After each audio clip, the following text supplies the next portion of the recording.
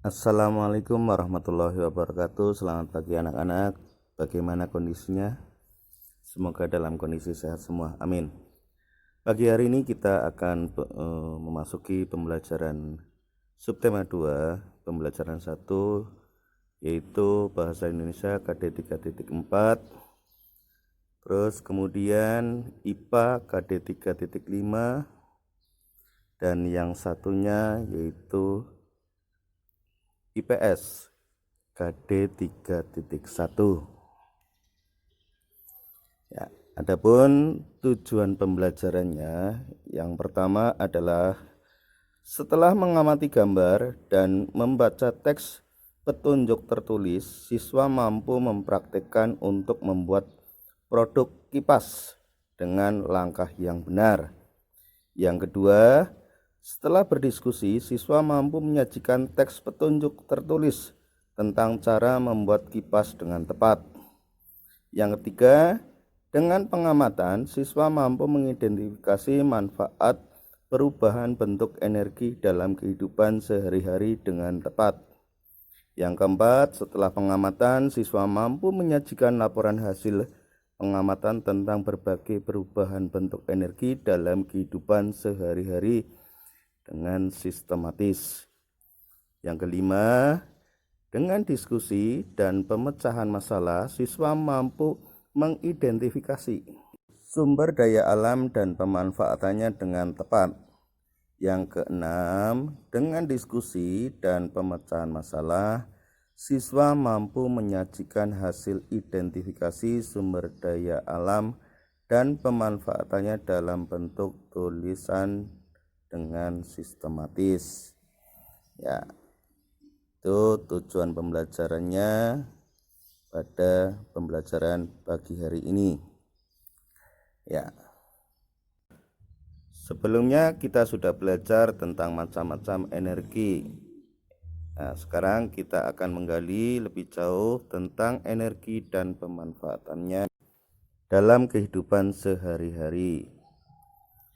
Kita dapat menemukan energi di sekitar kita.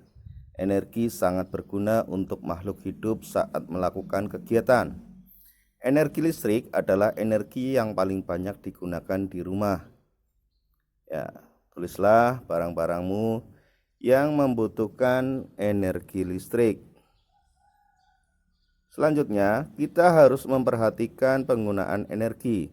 Jangan sampai energi habis karena pemakaian yang tidak terbatas. Apa yang dapat kita lakukan agar energi tidak habis? Ya, kemudian cara membuat kipas. Langkah pertama, siapkan kertas berbentuk persegi segala ukuran. Serah mau kertas apa saja boleh. Kemudian ambil lem kertas. Yang ketiga, lipat kertas pada satu bagian ujung sekitar 2 cm. Balikan kertas dan lipat lagi ke arah yang berbeda.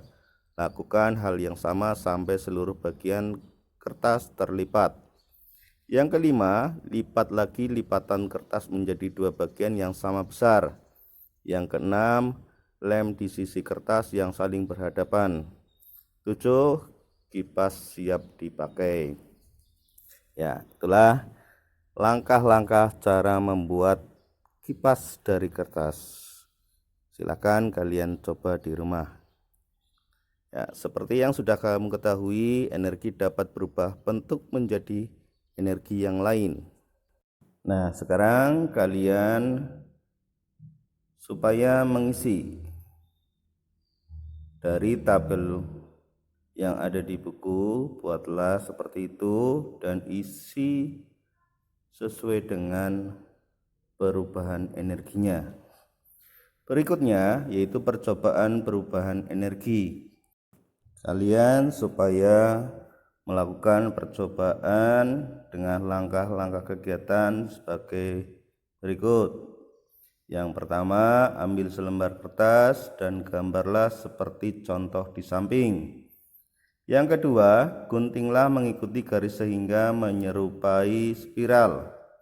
Yang ketiga, lubangilah salah satu ujung kertas. Yang keempat, ikat dengan benang. Panjang benang sekitar 50 cm. Yang kelima, ikatan ujung yang lain pada pensil. 6. Nyalakan lilin, letakkan kertas spiral di atas api.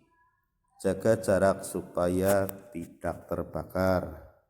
Nah, laporan kegiatannya kalian buat. Selanjutnya, saat sedang belajar bersama di rumah Lani, Beni terlihat tidak sehat.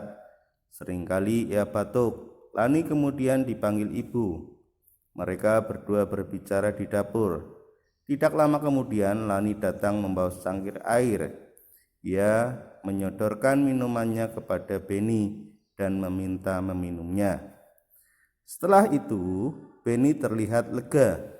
Teman-temannya bertanya kepada Lani tentang minuman tersebut. Lani menerangkan bahwa ia baru saja memberi Beni air jahe. Ibu Lani membuat minuman dari jahe yang dicampur dengan sedikit gula. Di belakang rumah Lani banyak tanaman jahe. Banyak orang percaya bahwa jahe bisa membuat tenggorokan lega saat kita batuk. Jahe pun membuat tubuh hangat. Nah, tahukah kamu, Indonesia memiliki sumber daya alam yang bermanfaat untuk kesehatan tubuh. Sumber daya alam tersebut dijual di pasar dan bisa dinikmati oleh siapa saja. Temulawak, kunyit, jahe, bawang putih, kencur, dan cengkeh merupakan contoh sumber daya alam Indonesia yang jumlahnya berlimpah. Banyak masyarakat memanfaatkan tanaman tersebut dalam kehidupan sehari-hari. Ya, itulah bahwa Indonesia kaya akan sumber daya alamnya, baik sumber daya alam hayati maupun non hayati. Ya, salah satunya itu rempah-rempah.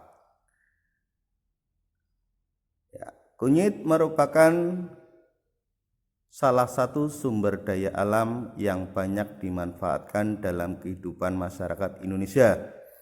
Kunyit banyak dimanfaatkan sebagai bumbu dapur, obat tradisional, bahkan sebagai pewarna alami. Sebagai salah satu bahan baku obat tradisional, kunyit banyak dicari masyarakat baik di Indonesia maupun di luar negeri. Semakin hari semakin banyak peminat kunyit dari negara lain. Para petani sangat gembira dengan banyaknya peminat kunyit tersebut. Minuman kunyit asam merupakan minuman yang banyak diminum oleh penduduk Indonesia.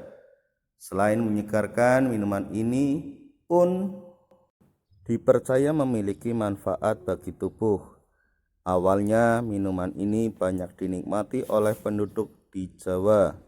Namun minuman kunyit asam dapat dinikmati oleh banyak penduduk Indonesia hampir di seluruh provinsi. Minuman ini sudah dibuat dalam bentuk yang lebih praktis, yaitu dalam bentuk kemasan. Pembeli bisa langsung menyeduhnya dengan air hangat. Ya, itulah manfaat dari kunyit yang merupakan salah satu sumber daya alam.